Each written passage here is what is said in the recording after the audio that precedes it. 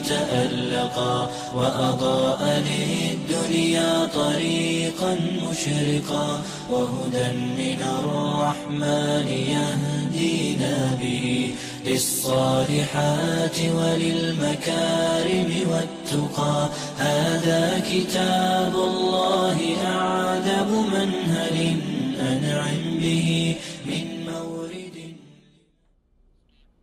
السلام عليكم ورحمة الله وبركاته. الحمد لله رب العالمين والصلاة والسلام على أشرف الأنبياء والمرسلين وعلى آله وصحبه أجمعين أما بعد. محترم ناظرین، پروگرام احکام و مسائل کے ساتھ میں ہوں آپ کا میزبان حافظ ثناء اللہ۔ ہمارا یہ احکام و مسائل کی دوسری نشست انشاءاللہ آج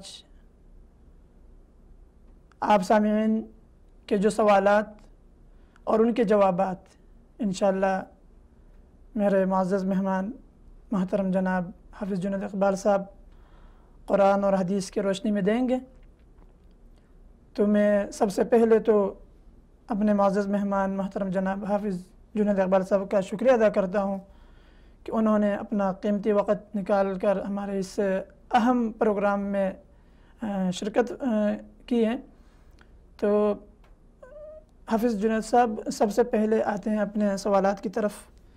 تو سب سے پہلا جو سوال ہے وہ یہ ہے، ایک بہن کا سوال ہے، اس نے واٹس اپ کی ہمیں ملتان سے۔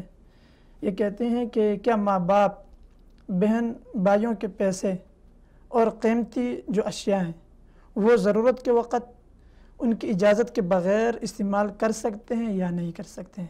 کیا یہ ان کے لیے ٹھیک ہے یا غلط؟ اس کے بارے میں ہمیں بتا دیں۔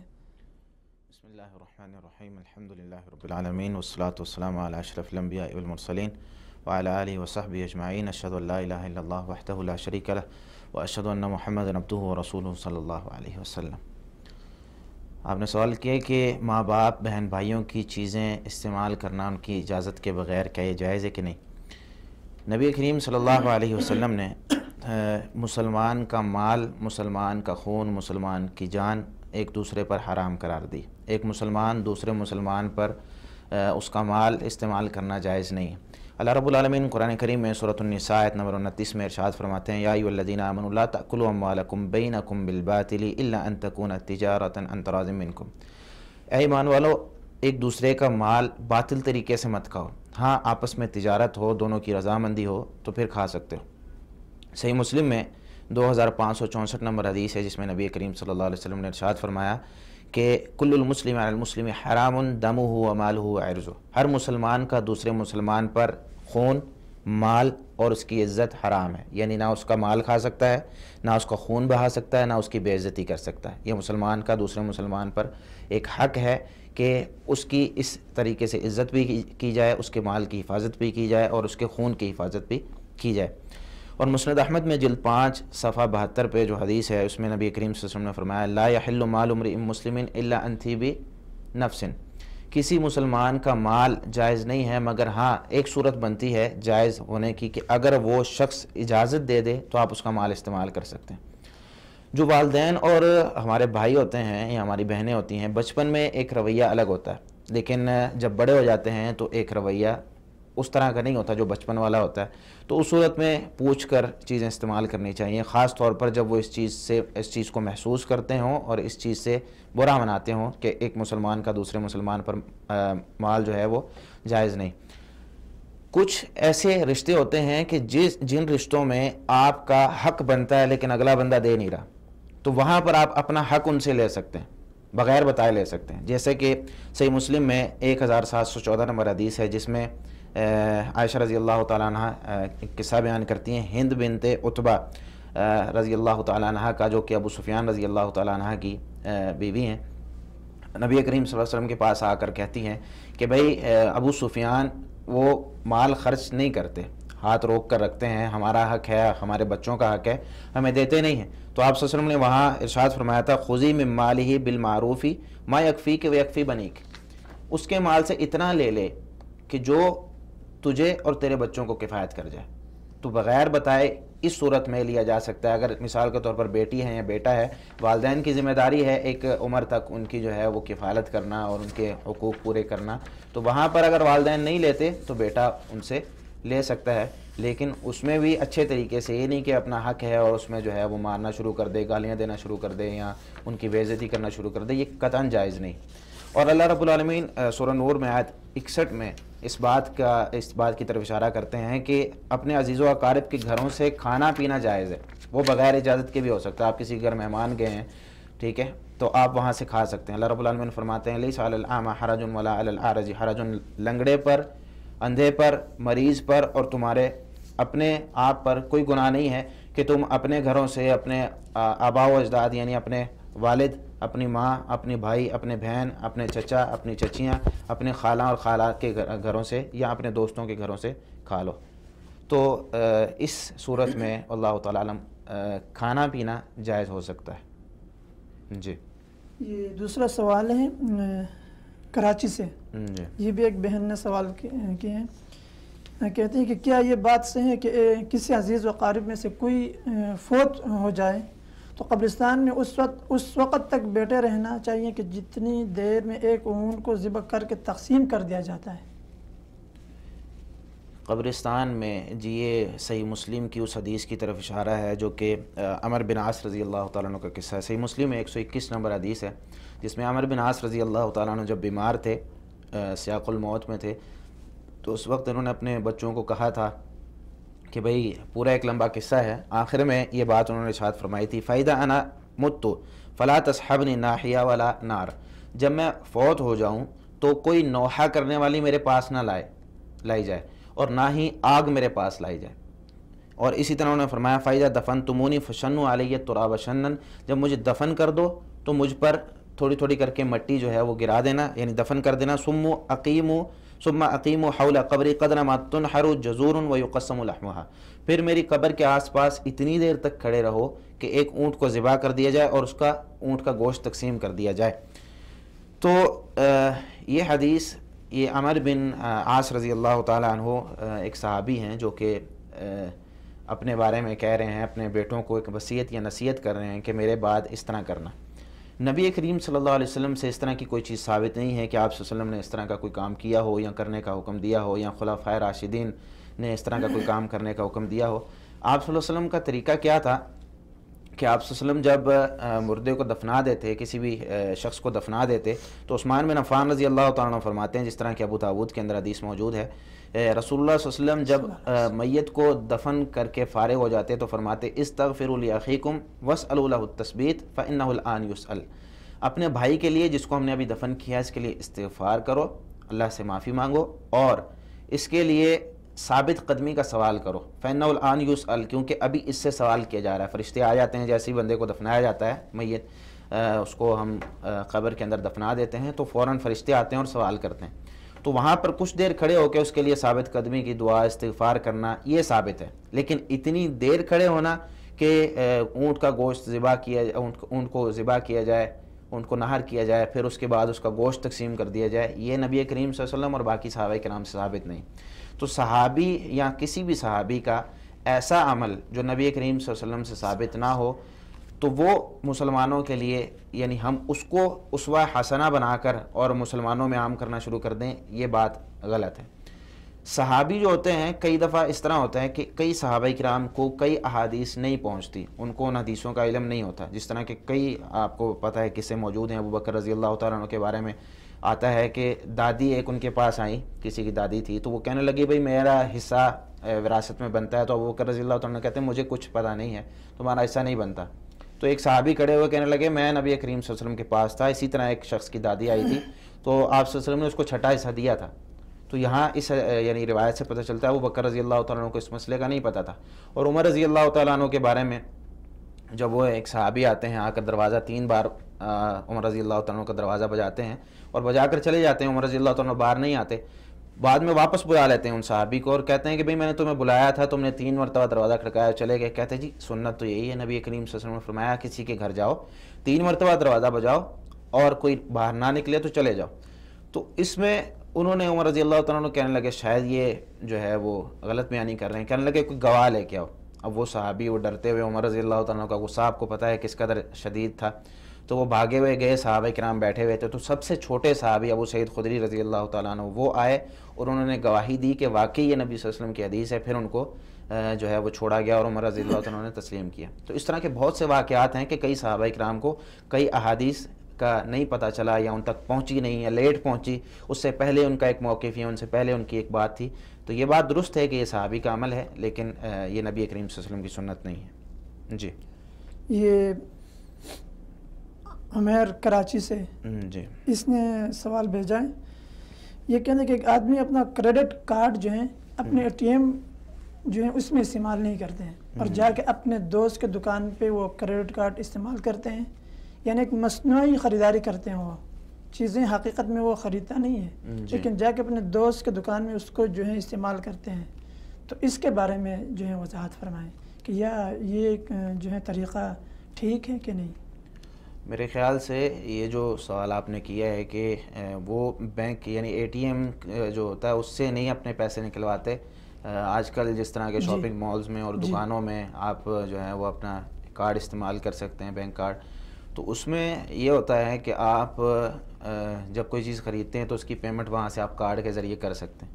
تو یہ کیا کہنا چاہ رہے ہیں کہ میں وہاں پہ کوئی چیز خریدتا نہیں ہوں، بس جو ہے وہ کارڈ کے ذریعے وہی پیسے میں ان سے لے لیتا ہوں، یعنی وہ بینک والوں کو یہ لگتا ہے کہ میں نے خریداری کی، کیونکہ اگر اے ٹی ایم سے نکالا جائے تو کچھ نہ کچھ ٹیکس لگتا ہے اس پر، 1000 روپے پر کچھ پیسے ہوتے ہیں، تو اس طریقے سے یہاں پہ شاید ٹیکس سے بچنے کے لیے تو میرے بھائی کارڈ بینک کا استعمال کیا جائے تو اس میں یہ ٹھیک صورت ہے کہ آپ کسی اور جگہ استعمال کر سکتے ہیں، لیکن اگر بینک نے یہ شرط لگائی ہے کہ آپ واقعی خریداری کریں تو آپ خریداری کر کے بینک کی اس شرط کو اس پر اپنے اوپر لاگو کر سکتے ہیں، لیکن اگر آپ خریداری نہیں کرتے یا بینک نے آپ کو خریداری آپ پر لازم نہیں کی، پھر آپ جہاں سے مرضی پیسے نکالیں، کوئی مسئلہ نہیں، آپ کے پیسے آپ نے جمع کروائے میں، آپ اس کو کسی بھی طریقے سے نکال سکتے ہیں، اس میں کوئی مسئلہ نہیں ہے، اللہ تعالیٰ عالم۔ یہ شبیر حسین کراچی سے یہ بھی سوال کرتے ہیں کہ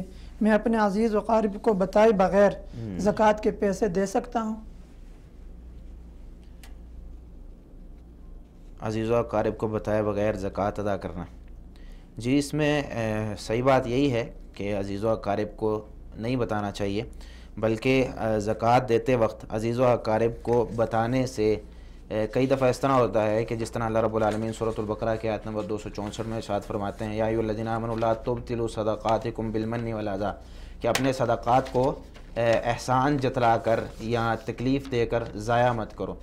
تو اس طریقے سے اگر ہم کسی کو بتا کر زکوٰۃ ادا کرتے ہیں کہ بھئی یہ زکوٰۃ ہے، تو اس کے دل میں بھی حقارت والی ایک نظر آتی ہے، اور انسان جو دے رہا ہوتا ہے وہ بھی اس چیز کو ایک اپنا بڑا پن محسوس کرتا ہے۔ علماء کے اقوال موجود ہیں اس میں، امام نووی رحمۃ اللہ علیہ کہتے ہیں کہ جب مالک یا کوئی مالک کسی کو وکیل بنا دے اور وہ زکوٰۃ ادا کر دے مستحق کو، وَلَمْ يَقُلْ هِيَ زَكَاةٌ، یہ نہ کہے کہ یہ زکوٰۃ ہے، کیوں؟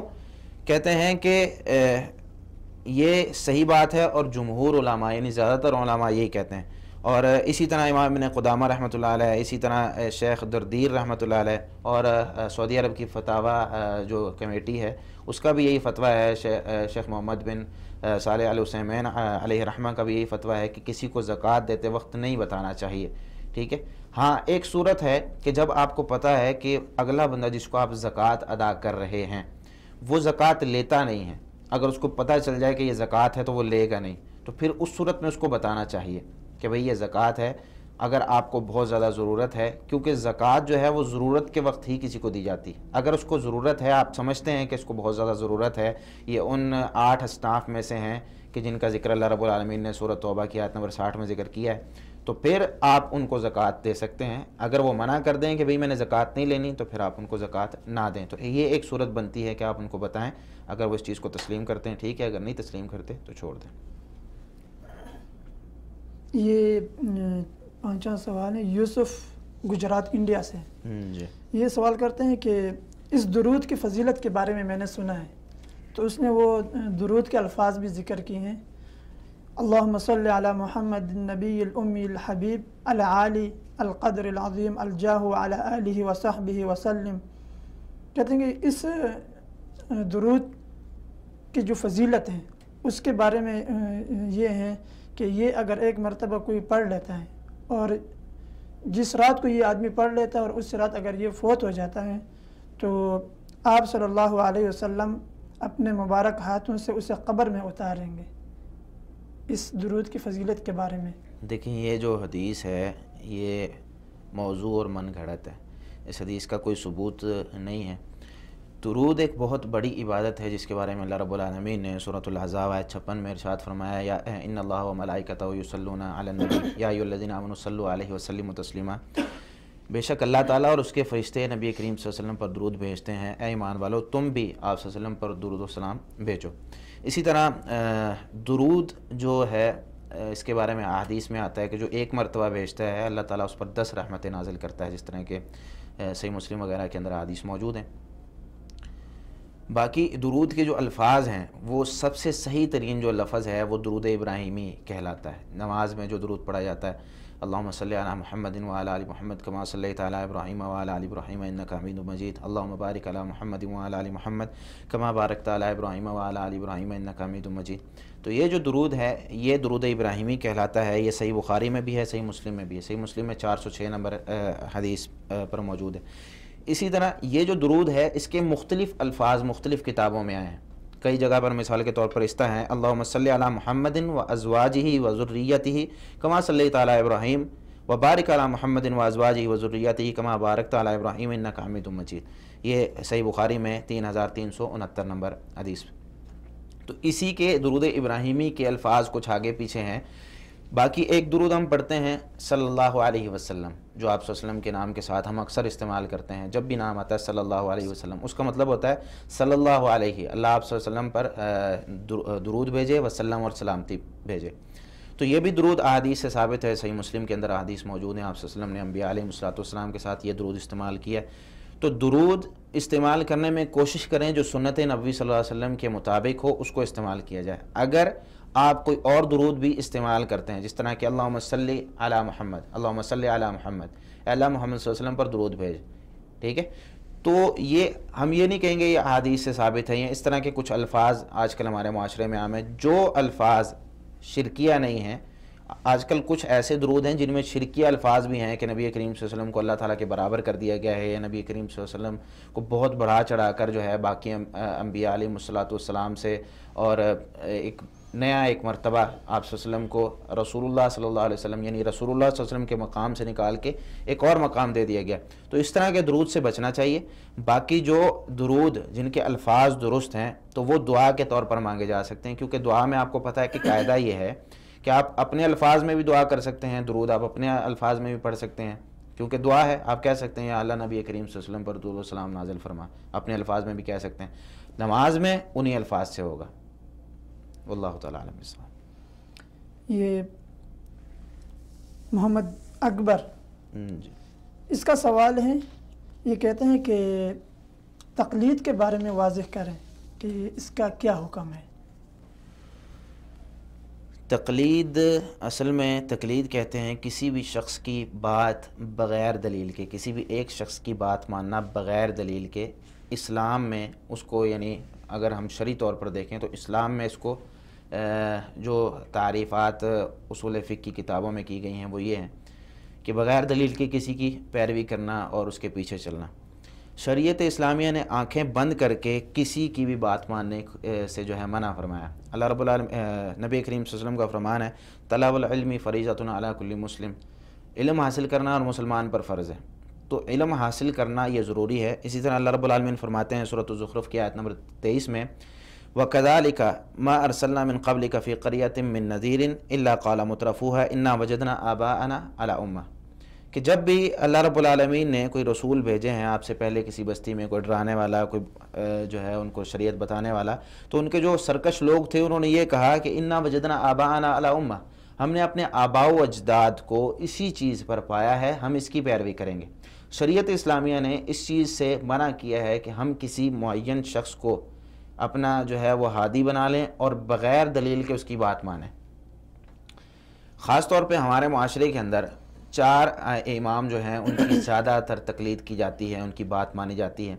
امام ابو حنیفہ رحمۃ اللہ علیہ، امام شافعی، امام مالک، امام احمد بن حنبل رحمۃ اللہ علیہ، یہ 4 امام جو ہیں ان کی بات کثرت سے مانی جاتی ہے۔ یہ 4 امام یہ خود کہتے ہیں کہ ہماری ایسی تقلید نہ کرو کہ جس میں ہم سے دلیل کا مطالبہ نہ کیا جائے یا ہماری بات نبی کریم صلی اللہ علیہ وسلم کی بات سے ٹکراتی ہو، ایسی تقلید ہماری نہ کرو۔ ہاں، کسی بھی امام کی بات اس وقت ماننی چاہیے جب وہ ساتھ نبی کریم صلی اللہ علیہ وسلم کا فرمان بتائے، کیونکہ شریعت کس کی ہے؟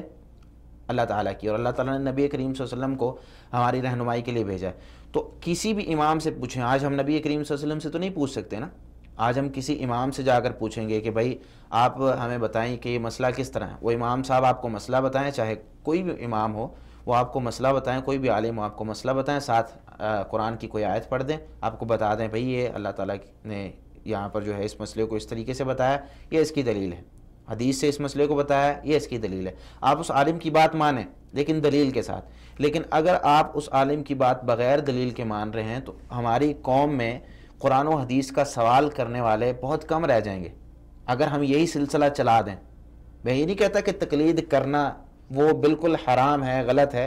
تقلید کسی صورت میں کی جا سکتی ہے کہ جہاں پر ایک شخص ہے بالکل اس کو کچھ دنیا کا پتہ نہیں ہے، ٹھیک ہے، وہ صحیح غلط میں فیصلہ نہیں کر سکتا اور اس کو دلیل کا پتہ ہی نہیں کہ دلیل کیا ہوتی ہے، وہ صرف پوچھتا ہے کہ مولوی صاحب نماز پڑھنی چاہیے کہ نہیں پڑھنی چاہیے۔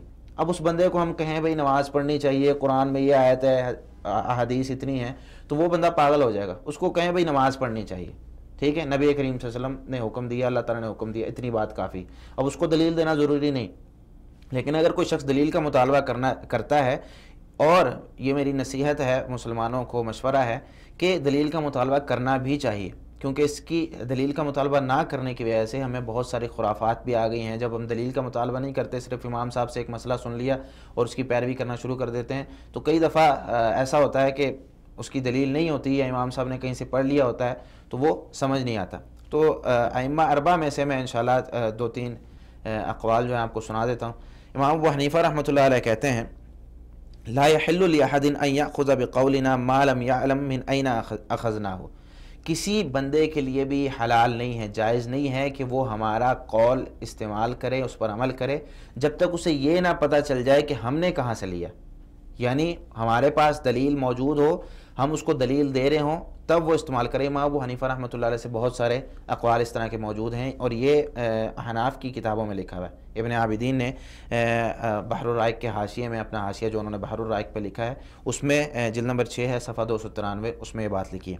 امام مالک رحمۃ اللہ علیہ کہتے ہیں انما انا بشر اخطئ واصیب، بے شک میں ایک انسان ہوں، مجھ سے خطا بھی ہوتی ہے، میں اچھا کام بھی کرتا ہوں، اچھی رائے بھی دیتا ہوں۔ فانظروا فی رأیی فکل ما وافق الکتاب والسنہ فخذوہ وکل ما لم یوافق الکتاب والسنہ فاترکوہ۔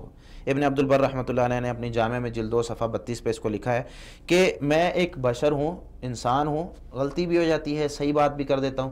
اگر میں کوئی بات کہوں کتاب و سنت کے موافق ہو اس کو لے لو، اگر کتاب و سنت کے مخالف ہو تو اس کو چھوڑ دو۔ اسی طرح امام احمد بن حنبل رحمۃ اللہ علیہ کہتے ہیں، امام شافعی رحمۃ اللہ علیہ کہتے ہیں اذا وجدتم فی کتابی خلاف سنت رسول اللہ صلی اللہ علیہ وسلم فقولوا بسنت رسول اللہ صلی اللہ علیہ وسلم ودعوا ما قلت، جب تم میری کتاب میں ایسی بات دیکھو جو میں نے بیان کی اور رسول اللہ صلی اللہ علیہ وسلم کی بات کے مخالف ہے تو تم میری بات کو چھوڑ دو، رسول اللہ صلی اللہ علیہ وسلم کی بات کو لے لو۔ امام نووی نے مجموع میں اس کو نقل کیا۔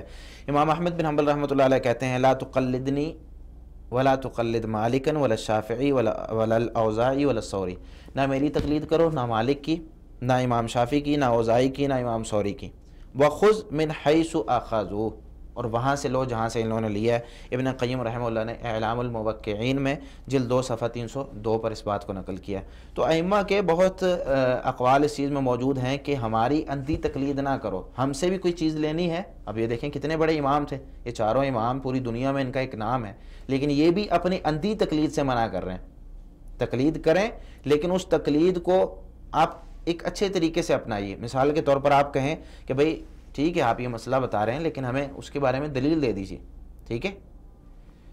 حتیٰ کہ امام ابو حنیفہ رحمۃ اللہ علیہ اور ان چاروں ائمہ کے جو شاگرد ہیں، وہ شاگرد کئی ایسے مسئلے ہیں جن میں امام ابو حنیفہ رحمۃ اللہ علیہ کی یا امام شافعی کی، امام مالک کی، اپنے اماموں کی تقلید نہیں کرتے، وہاں پر وہ چھوڑ دیتے ہیں کیونکہ انہوں نے صحیح معنوں میں ان کی بات کو مانا ہے۔ جس طرح کہ امام محمد رحمۃ اللہ علیہ کے بارے میں آتا ہے، کہتے ہیں قال محمد اما ابو حنیفہ فکان لا یری فی الاستسقاء صلاۃ، کہتے ہیں کہ امام ابو حنیفہ رحمۃ اللہ علیہ کہتے تھے کہ استسقاء جب بارش طلب کی جاتی ہے تو اس وقت بارش طلب کرنے کی کوئی نماز نہیں ہے، ٹھیک ہے، نماز استسقاء کوئی چیز نہیں ہے۔ وَأَمَّا فِي قَوْلِنَا فَإِنَّ الْإِمَامَ يُصَلِّي بِالنَّاسِ رَكْعَتَيْنِ ثُمَّ يَدْعُو وَيُحَوِّلُ الرِّدَاءَ، ہاں ہمارا جو قول ہے اس مسئلے میں وہ یہ ہے کہ ہم کہتے ہیں 2 رکعتیں امام پڑھائے گا، دعا بھی کروائے گا، اپنی چادر کو بھی تبدیل کرے گا، یعنی استسقاء میں نماز استسقاء پڑھے گا۔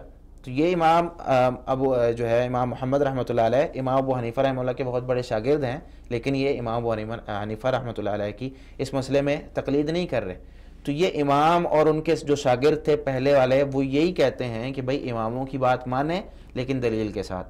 لیکن یہ بات یاد رکھیں کہ چاروں امام جو ہیں انہوں نے اپنے اپنے دور میں انتھک محنت کی ہے، لوگوں کے لیے مسائل عام کرنے کی کوشش کی ہے، لوگوں کے لیے جو ہے وہ صحیح راستہ لوگوں کو بتانے کی کوشش کی ہے۔ تو احترام عزت وہ سب کی کریں، لیکن بات وہ رسول اللہ صلی اللہ علیہ وسلم کی یعنی اللہ تعالیٰ کی اور رسول اللہ صلی اللہ علیہ وسلم کی مانیں۔ اللہ تعالیٰ عالم بالصواب۔ یہ ایک بہن کا سوال ہے حیدرآباد سے، جی کہتے ہیں کہ کیا زکوٰۃ کے پیسوں سے جی قبرستان کے لیے زمین خریدی جا سکتی ہے؟ زکوٰۃ کے پیسوں سے قبرستان کے لیے زمین خریدی جا سکتی ہے کہ نہیں؟ دیکھیں، قبرستان کے لیے زمین خریدنا یہ ثابت ہے۔ عثمان رضی اللہ تعالیٰ عنہ نے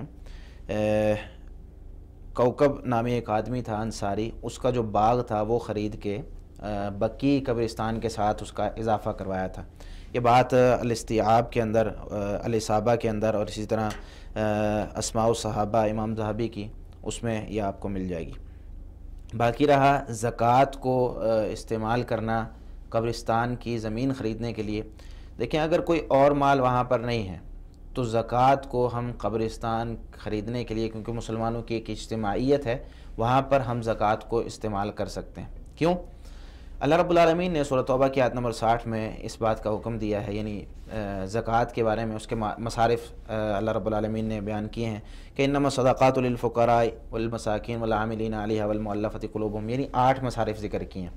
ان 8 مصارف میں سے اللہ رب العالمین نے فقیر، مسکین، زکوٰۃ اکٹھا کرنے والے اور جو گردنیں ہیں یعنی غلاموں کو آزاد کروانا، مسلمان جن پر چٹیاں پڑ گئی ہیں ان کو آزاد کروانا، ان کو جو ہے ان کی چٹیاں بھرنا، اور اس طرح ایک جو صنف یا ایک قسم اللہ رب العالمین نے ذکر کیا وہ فی سبیل اللہ میں ذکر کیا۔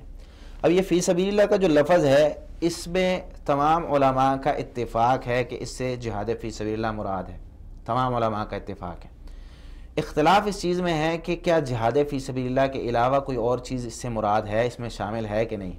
تو اس میں علماء کا اختلاف پایا جاتا ہے۔ جمہور علماء یعنی زیادہ تر علماء یہ کہتے ہیں کہ اس سے مراد جہاد فی سبیل اللہ ہی ہے اور کسی چیز میں اس کو خرچ نہیں کر سکتے۔ امام احمد بن حنبل رحمۃ اللہ علیہ، اسی طرح امام اسحاق رحمۃ اللہ علیہ، اور ابن عمر رضی اللہ تعالیٰ عنہ، عبداللہ بن عباس رضی اللہ تعالیٰ عنہ، اسحاق بن راہوے اور بہت سے ائمہ نے اس کو عام قرار دیا، ٹھیک ہے۔ عبداللہ بن عمر رضی اللہ تعالیٰ عنہ کہتے ہیں کہ اس سے مراد حجاج اور عمار ہیں، یعنی وہ لوگ جو حاجی ہیں اور عمرے کے لیے جا رہے ہیں ان لوگوں پر زکوٰۃ کو استعمال کیا جا سکتا ہے۔ اسی طرح امام احمد بن حنبل رحمۃ اللہ علیہ بھی کہتے ہیں کہ اس کو زکوٰۃ کو اس طریقے سے آپ حج میں استعمال کر سکتے ہیں۔ تو کچھ مفسرین کا یا کچھ تفسیروں کے میں نام آپ کو بتا دوں جس میں یہ بات لکھی ہوئی ہے، یا جو علماء جو ہیں اس کو عام قرار دیتے ہیں ان کی بھی ایک اچھی خاصی تعداد ہے۔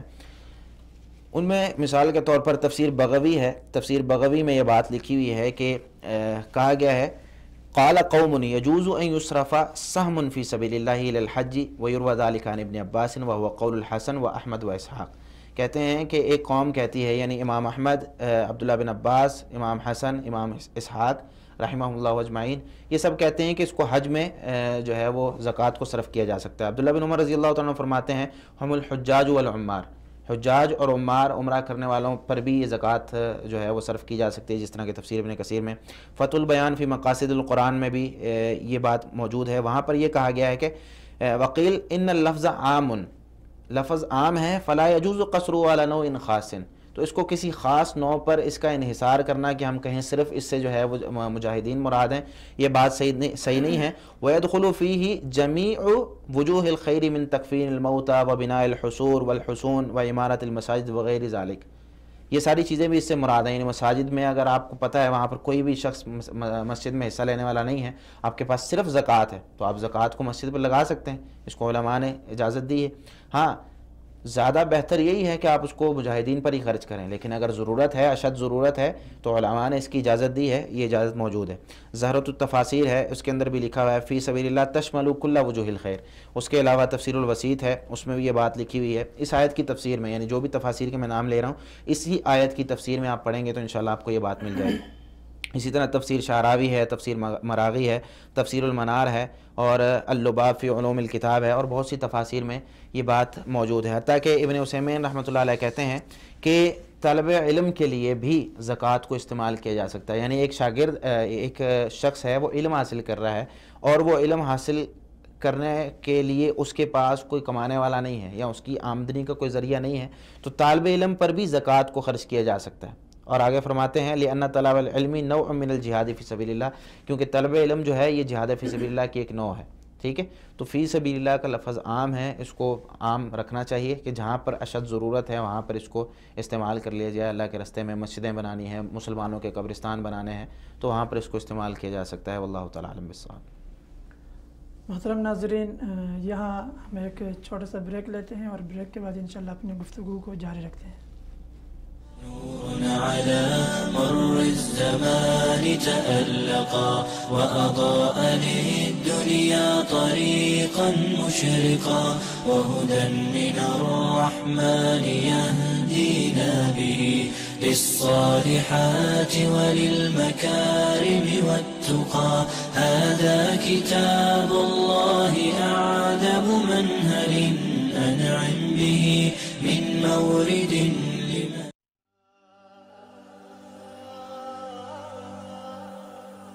دیکھ نہ پایا کبھی میں آپ کے پرنور چہرے کو, کبھی شیرینیوں جیسی مدر آواز کو میں سن نہیں پایا.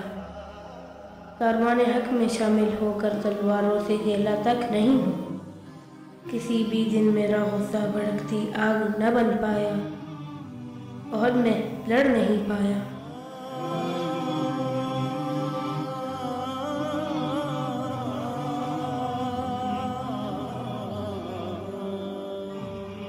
کبھی بدر میں ایک پھل نہ کفار کے لشکر سے الجھا ہوں, مہاجر ہوں نہ انصار میں سے ہوں. کبھی میں زاد راہ اور تقویٰ لے کر غار کی جانب جا نہیں پایا, مگر پیارے نبی اللہ, قسم ہے مجھ کو اللہ کی, محبت ہے مجھے آپ سے, آپ ہی سے رسول اللہ. میرے دل میں محبت کی عجب شعلوں کی لپٹیں ہیں, مگر پیارے نبی اللہ, قسم ہے مجھ کو اللہ کی, محبت ہے مجھے آپ سے, آپ ہی سے رسول اللہ. شعلوں کی لپٹیں ہیں کسی طوفان کی صورت, تو کیا آپ منظور کرتے ہیں رسول اللہ؟ کیا میری محبت آپ کو منظور ہے ایسے؟ بہت ہی دیر سے آیا ہوں میں اس بزم ہستی میں, مگر اس میں میری تدبیر کا ہے دخل ہی کتنا. میرے بس میں اگر ہوتا تو پہلے ہی آ جاتا. اکثر سوچتا ہوں میں میری حیثیت ہی کیا ہے آپ کے اصحاب کے آگے. نہ میں ہوں آپ کا خادم انس جو اپنی خدمت میں مثالی ہے, نہ میں کوئی عمر خطاب جس نے آپ سے کوئی دعا لی ہے, نہ میں صدیق اکبر ہوں جو کہ سرخیر صداقت ہے, نہ میں کوئی علی جو صاحب و حفظ و امانت ہے, نہ میں عثمان ذو النورین ہوں, میں ایسا شخص ہوں جو کوئی حمزہ ہے نہ خالد ہے. شرف اسلام کے ملنے کا بس میرا والد ہے, تکبیر بلالی میں ایک بل بھی سن نہیں پایا, بدن میرا کسی صحرا میں رہ نہیں پایا. ہے بود و باش کا عادی نہ کوئی پرشکن ہوں, سپاہ کفر و معیشت سے اب تک لڑ نہیں پایا. یہ میرے ہاتھ تک بھی تو کسی غزوے میں کٹ نہیں پائے, نہ نیزہ ہی کوئی میرے سینے میں اترا ہے, نہ لڑ پایا, نہ ہی کوئی ہے اپنی آپ پر اب تک لٹائی ہے, نہ علم کوئی اٹھایا ہے, نہ ہی دشمنوں کی صف میں گھس کر اپنی جرأت کا کوئی جوہر دکھایا ہے, نہ اب تک کوئی جھنڈا لہرایا ہے. میں ایک بچہ ہوں جو بس آپ کی الفت میں ہر پل وجد میں غلطاں سے رہتا ہوں, मगर प्यारे रसूलुल्लाह, मोहब्बत है मुझे बस आपसे, आप ही से रसूलुल्लाह।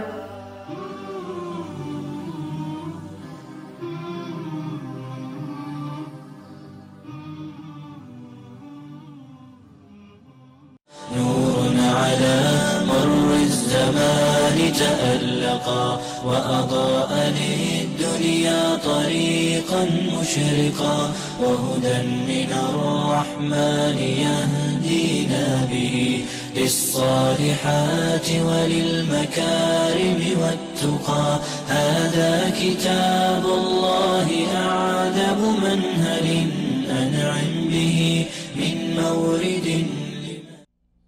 السلام علیکم ورحمۃ اللہ وبرکاتہ۔ محترم ناظرین، بریک کے بعد ایک بار پھر آپ ناظرین کو خوش آمدید کہتا ہوں۔ یہاں ہم اپنی گفتگو کو آگے بڑھاتے ہیں۔ محترم حافظ جنید صاحب حنیف اللہ پشاور سے، ان کا سوال یہ ہے کہ ہم زکوٰۃ کے پیسے اپنے عزیز و اقارب کو ان کی ضرورت کے وقت ان کو دے سکتے ہیں کہ نہیں؟ عزیز و اقارب دو قسم کے ہوتے ہیں۔ ایک عزیز و اقارب میں ایسی قسم ہوتی ہے جن کا خرچہ اٹھانا آپ پر واجب ہوتا ہے، اور کچھ ایسے ہوتے ہیں عزیز و اقارب جن کے ساتھ آپ کا مالی طور پر کوئی تعلق نہیں ہوتا، یعنی ان کا خرچہ اٹھانا آپ پر واجب نہیں۔ جن کا خرچہ اٹھانا آپ پر واجب ہے، آپ کی اولاد ہے، آپ کی بیوی ہے، آپ کے ماں باپ ہیں، ان کو آپ زکوٰۃ نہیں دے سکتے۔ آپ ان پر ویسے خرچ کریں، اگر آپ خرچ کرتے ہیں اور اس کے بعد اگر نصاب کو آپ کمال پہنچ جاتا ہے تو پھر آپ جو ہے وہ کسی اور کو زکوٰۃ دے سکتے ہیں، لیکن پہلے آپ اپنے اوپر، اپنے عزیز و اقارب پر جن کا خرچہ کرنا آپ پر لازم ہے ان کو آپ ان پر خرچہ کریں۔ دوسرے ایسے عزیز و اقارب ہوتے ہیں کہ جن کو آپ جن کا یعنی خرچہ اٹھانا آپ پر واجب نہیں ہوتا، لیکن آپ کے عزیز و اقارب ہیں، رشتہ دار ہیں، جس طرح کہ آپ کے بھائی اگر شادی شدہ ہیں یا ویسے ہی بہن ہے آپ کی، یا رشتہ دار ماموں چاچو کوئی بھی ہیں، تو ان کو زکوٰۃ دی جا سکتی ہے اگر وہ ان 8 مصارف میں سے ہیں جو اللہ رب العالمین نے سورۃ توبہ میں ذکر کیے ہیں۔ اللہ رب العالمین فرماتے ہیں سورۃ توبہ کی آیت نمبر 60 میں، انما الصدقات للفقراء والمساکین والعاملین علیہا والمؤلفۃ قلوبہم وفی الرقاب والغارمین وفی سبیل اللہ وابن السبیل فریضۃ من اللہ واللہ علیم حکیم، کہ صدقات جو ہیں یعنی فرضی زکوٰۃ وہ فقراء کے لیے، مساکین کے لیے، اور جو فقراء اور مساکین میں فرق یہ ہوتا ہے کہ فقیر جو ہوتا ہے وہ بالکل اس کے پاس کچھ نہیں ہوتا، اور مسکین جو ہوتا ہے وہ کہتے ہیں کہ اس کا خرچہ زیادہ ہوتا ہے اور آمدنی کم ہوتی ہے، ٹھیک ہے؟ تو فقیر اور مسکین میں یہ فرق ہے۔ اس کے بعد والعاملین علیہا، یعنی جو لوگ زکوٰۃ اکٹھی کرتے ہیں، زکوٰۃ کے لیے کام کرتے ہیں، ان کو ان میں سے تنخواہ وغیرہ یا ان کا حصہ وہ دیا جا سکتا ہے۔ والمؤلفۃ قلوبہم، اور ایسے لوگ جو نئے نئے اسلام لے کر آئے ہیں یا پتہ ہے کہ زکوٰۃ کے پیسے خرچ کر کے ان کو اسلام کے قریب لایا جا سکتا ہے، تو ان لوگوں پر بھی زکوٰۃ خرچ کی جا سکتی ہے۔ وہ پھر رقابی، اگلی جو قسم ہے کہ جو مسلمانوں کے قیدی ہیں، غلام ہیں، ان کو آزاد کروانے کے لیے اس جو ہے وہ زکوٰۃ کو صرف کیا جا سکتا ہے۔ والغارمین، اور ایسے مسلمان جن کو کوئی فاقہ یا چٹی پڑ گئی ہے، مثال کے طور پر بہت بڑی فیکٹری تھی، کل بہت امیر تھا لیکن کوئی حادثہ آ گیا تو اس کی فیکٹری جل گئی، اب وہ سڑک پر آ گیا، تو اس طرح کے بندے کو زکوٰۃ سے دیا جا سکتا ہے۔ وفی سبیل اللہ، اور اللہ کے راستے میں، وابن السبیل، اور مسافر۔ تو یہاں پر اللہ رب العالمین نے ان 8 مصارف کو ذکر کیا۔ ان 8 مصارف میں سے فقراء، مساکین یا غارمین، یہ غالباً جو ہے وہ بنتے ہیں اگر ہمارے رشتہ داروں میں آئیں، یا فی سبیل اللہ میں بھی آ سکتے ہیں اگر ان کے پاس یہ چیزیں موجود ہیں۔ سنن ابن ماجہ کے اندر 1844 نمبر حدیث ہے، نبی کریم صلی اللہ علیہ وسلم نے ارشاد فرمایا، الصدقۃ علی المسکین صدقۃ وعلی ذی القرابۃ اثنتان صدقۃ وصلۃ، کہ کسی مسکین پر صدقہ کیا جائے تو اس کا ثواب صرف ایک صدقے کے برابر ہوتا ہے، جتنا صدقے کا ثواب ہوتا ہے، لیکن اگر وہی صدقہ رشتہ دار پر کیا جائے تو اس کا ڈبل اجر ملتا ہے، ایک صلہ رحمی کا، اس کے ساتھ جو ہماری رشتہ داری کے حقوق ہیں وہ ادا کرنے کا، اور دوسرا صدقے کا، یعنی ڈبل اجر ملتا ہے۔ اور اسی طرح ایک حدیث صحیح بخاری میں 1462 ہے، جس میں ابو سعید خدری رضی اللہ تعالیٰ عنہ فرماتے ہیں کہ نبی کریم صلی اللہ علیہ وسلم نے جب عورتوں کو صدقے کا حکم دیا، آپ صلی اللہ علیہ وسلم عورتوں کو بھی خطاب کیا کرتے تھے، ان کو نصیحت کیا کرتے تھے، تو ایک دفعہ آپ صلی اللہ علیہ وسلم نے عورتوں کو صدقے کا حکم دیا کہ صدقہ کرو، تو زینب عبداللہ بن مسعود رضی اللہ تعالیٰ عنہ کی جو بیوی تھی، یہ نبی کریم صلی اللہ علیہ وسلم کے پاس آئیں اور آ کر کہنے لگی کہ آپ صلی اللہ علیہ وسلم نے ہمیں صدقہ کرنے کا حکم دیا ہے، تو عبداللہ بن مسعود رضی اللہ تعالیٰ عنہ کہتے ہیں کہ میں اور ہمارے جو اولاد ہے وہ زیادہ حقدار ہے کہ تم ہم پر صدقہ کرو، یعنی زکوٰۃ ہمیں ادا کرو، کیونکہ بیوی پر خاوند کا خرچہ اٹھانا لازم نہیں ہے، خاوند پر بیوی کا خرچہ اٹھانا لازم ہے، لیکن اگر بیوی امیر ہے یا مالدار ہے تو بیوی خاوند کو زکوٰۃ ادا کر سکتی ہے، یعنی زکوٰۃ دے سکتی، ٹھیک ہے۔ تو یہ حدیث ہمیں بتاتی ہے کہ جس میں آپ صلی اللہ علیہ وسلم نے یہ پھر اجازت دی، آپ صلی اللہ علیہ وسلم نے فرمایا صدق ابن مسعود زوجکی و ولدکی احق من تصدقت به علیہم، آپ کا خاوند اور آپ کی اولاد زیادہ حقدار ہیں کہ آپ ان پر صدقہ کریں، آپ ان کو زکوٰۃ ادا کریں۔ تو صدقہ خاوند پر بھی کیا جا سکتا ہے، اور اس طرح کے جو عزیز و اقارب جن کا خرچہ ہمارے ذمہ نہیں ہے ان کو زکوٰۃ ادا کی جا سکتی ہے۔ اللہ تعالیٰ عالم بالصواب۔ ایک بہن کا سوال ہے، کہتی ہیں کہ صلاۃ اوابین کا وقت کیا وقت ہے، اور قرآن اور حدیث کے روشنی میں اس کی وضاحت کریں۔ صلاۃ اوابین، اصل میں صلاۃ اوابین صلاۃ الضحیٰ یعنی جو چاشت کی نماز جسے کہا جاتا ہے، یا اشراق کی نماز بھی ہمارے معاشرے میں اس کو کہا جاتا ہے، صلاۃ اوابین یہ ایک اس نماز کا نام ہے۔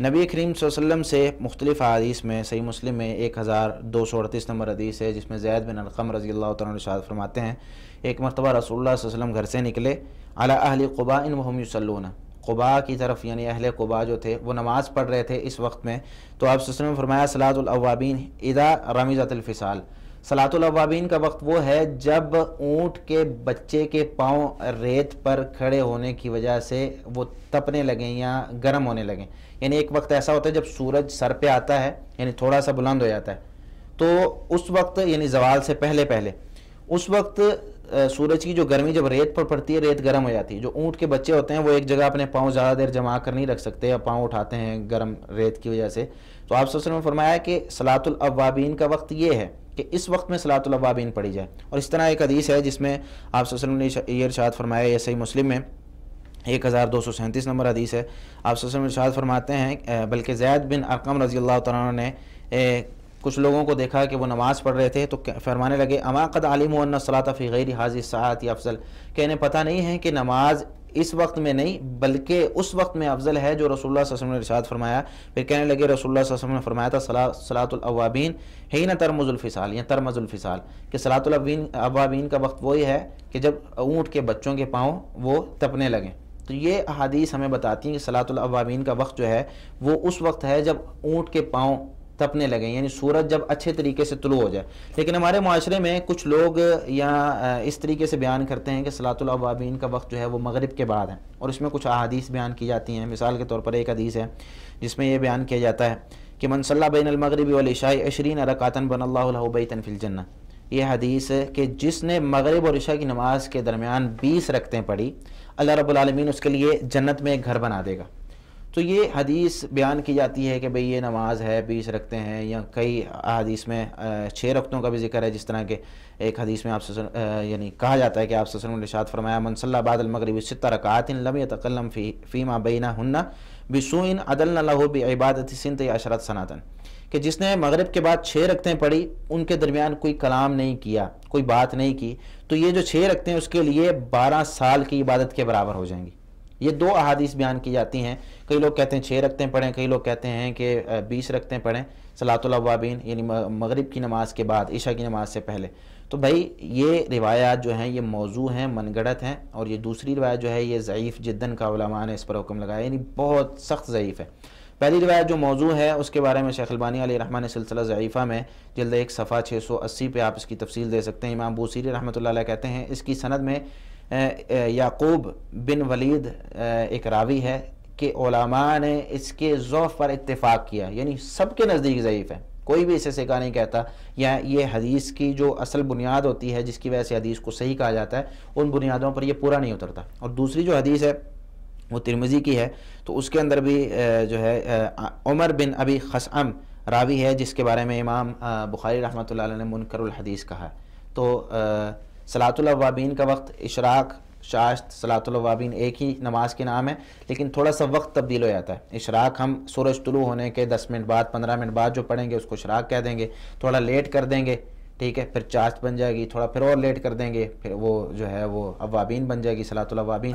تو سورج اشراق کا وقت جو ہے یا چاشت کا یا اوابین کا وہ ہوتا ہے سورج طلوع ہونے سے لے کر زوال سے پہلے پہلے تک، یعنی زوال کا وقت ہوتا ہے جب سورج سر کے اوپر آ جائے، ٹھیک ہے، تو اس سے پہلے پہلے تک صلاۃ الاوابین کا وقت ہے، اس وقت میں نماز پڑھنی چاہیے. اور یہ نماز کی جو تعداد رکعات ہے کم از کم 2، 4، 6 یا 8، زیادہ سے زیادہ 8 رکھتے ہیں آپ صلی اللہ علیہ وسلم سے ثابت ہے. واللہ تعالیٰ عالم بالصواب. یہ ایک بہن کا سوال ہے ملتان سے، کہتے ہیں کہ بعض اوقات ہمیں اور ہمارے عزیز و اقارب کو ایک ہی چیز کی ضرورت ہوتی ہے، ایک ہی وقت میں ایک ہی چیز کی ضرورت ہوتی ہے، تو آیا ہمیں ان کو دینا چاہیے یا ہمیں اپنی جو ہے ضرورت پوری کرنی چاہیے، ان کی مدد کرنی چاہیے یا اپنی ضرورت کو پورا کرنی چاہیے؟ اور اس نے 2-3 مثالیں بھی دی ہیں کہ مثلا بجلی کے بل ادا کرنا یا فیس وغیرہ دینا اسکول کے، اور یا قرض دار اپنا قرض واپس جو ہے مانگتے ہیں، تو ہمیں اس ایسے وقت میں کیا کرنا چاہیے؟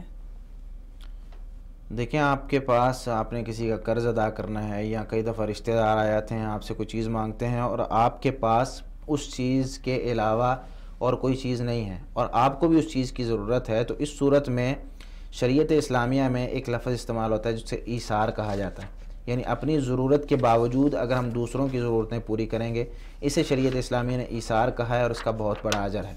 ابو بکر رضی اللہ تعالیٰ عنہ کے بارے میں آپ نے وہ روایات سنی ہوں گی، کئی بار یہ قصے جو ہیں خطباء بھی بیان کرتے ہیں کہ جب ایک دفعہ آپ صلی اللہ علیہ وسلم نے اعلان کیا کہ بھئی مسلمانوں کو مال کی ضرورت ہے، تو اس وقت ابو بکر رضی اللہ تعالیٰ عنہ دوڑتے ہوئے گھر گئے، عمر رضی اللہ تعالیٰ عنہ بھی دوڑتے ہوئے گھر گئے.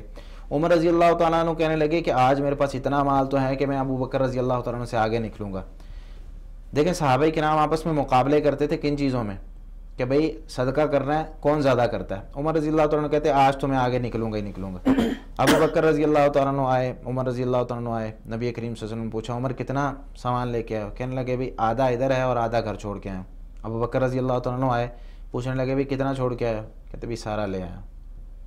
تو سارا مال دینا یا اپنے پاس جتنا بھی ہے اتنا دینا، یہ صحابہ کرام میں یہ چیز پائی جاتی تھی.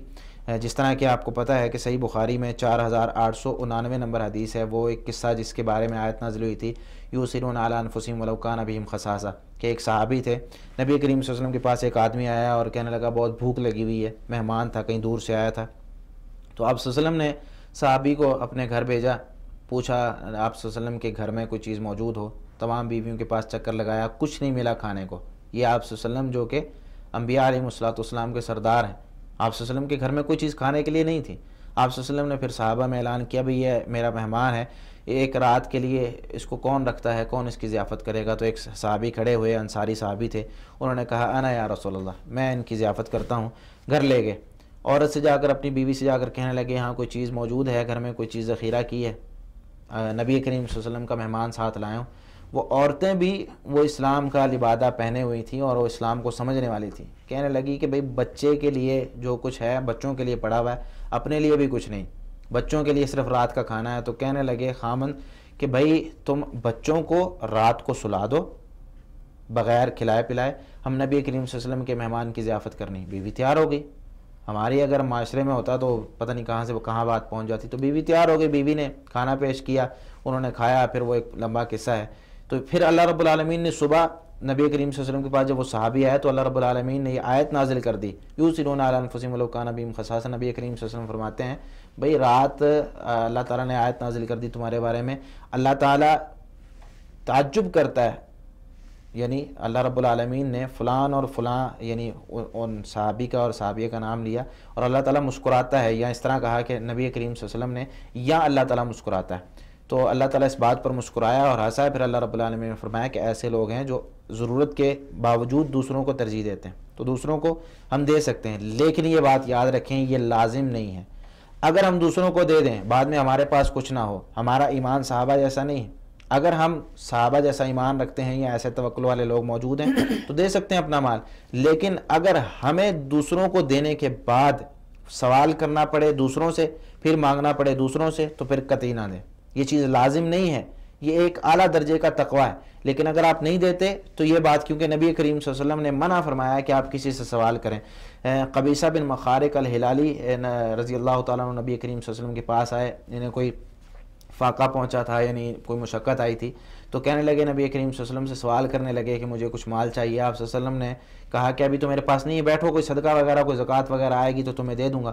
تو آپ صلی اللہ علیہ وسلم نے اس کو زکوٰۃ دیتے وقت، صدقہ دیتے وقت یہ فرمایا، یا قبیصہ ان المسألۃ لا تحل الا لأحد ثلاثۃ رجل، کہ سوال کرنا 3 قسم کے لوگوں میں سے کسی ایک قسم کے فرد کے لیے جائز ہے.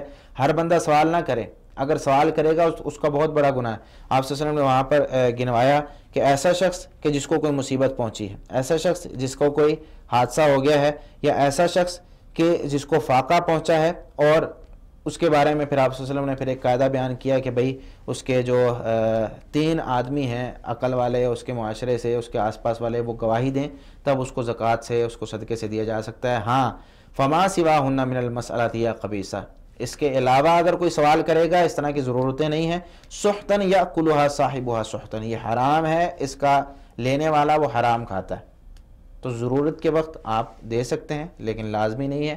اس طریقے سے آپ دے دیں اور بعد میں سوال کرتے رہیں یا بعد میں پریشان ہوتے رہیں، یہ درست نہیں ہے. جی محمد عمران فاروق یہ سوال کرتے ہیں کہ ایک شخص نے ایک قطع اراضی جو ہے مسجد کے لیے وقف کی ہے، جی، اور اس کے فوت ہونے کے بعد اس کے 4 بیٹے ہیں، اور ان 4 بیٹوں میں سے 2 نے جو ہیں یہ زمین بیچ دی، جی، اور دونوں نے جو ہیں وقف کر دی مسجد کے لیے. اب آیا وہ جو باقی پیسے ہیں وہ اس مسجد میں استعمال کریں یا کسی اور کار خیر میں استعمال کریں؟ اس کے بارے میں وضاحت فرمائیں. دیکھیں سب سے پہلے تو یہ بات یاد رکھیں کہ جو چیز وقف کر دی جائے، نہ اس کو بیچا جا سکتا ہے، نہ اس کو خریدا جا سکتا ہے، نہ اس کو کسی کو تحفتاً دیا جا سکتا ہے، نہ وہ وراثت میں تقسیم ہوتی. صحیح بخاری میں اور صحیح مسلم میں حدیث موجود ہے. صحیح بخاری میں 2764 نمبر حدیث ہے، اور صحیح مسلم میں 1632 نمبر حدیث ہے. عمر بن خطاب رضی اللہ تعالیٰ عنہ نے ایک ان کا کھجور کا درخت تھا جس کو انہوں نے صدقہ کرنے کا ارادہ کیا. فاستشار النبی صلی اللہ علیہ وسلم، تو نبی کریم صلی اللہ علیہ وسلم سے مشورہ طلب کیا، تو آپ صلی اللہ علیہ وسلم نے فَأَمَرَهُ أَن يُوقِفَهُ، آپ صلی اللہ علیہ وسلم نے حکم دیا کہ اس کو وقف کر دیں. پھر آپ صلی اللہ علیہ وسلم نے قاعدہ بیان کیا وقف کا کیا قاعدہ ہوتا ہے. فقال صلی اللہ علیہ وسلم تصدق بأصله لا يباع ولا يوهب ولا يورث ولكن ينفق ثمره، نہ اس کو بیچا جائے گا، نہ اس کو ہبہ کیا جائے گا یا تحفتاً دیا جائے گا، نہ اس کو جو ہے وراثت میں تقسیم کیا جائے گا. اس کا پھل جو ہے وہ عام لوگوں پر صدقہ کیا جائے گا. تو جو وقف چیز ہوتی ہے وہ ایک بندے کی ملکیت نہیں ہوتی. جس چیز کے لیے آپ اس کو وقف کر دیں وہ اس چیز کی ملکیت ہو جاتی ہے. آپ اللہ کے لیے اس کو مسجد کے لیے وقف کرتے ہیں تو وہ مسجد کی ہے، اب کسی ایک شخص کی نہیں رہے گی، وہ سارے مسلمانوں کی ہو جائے گی.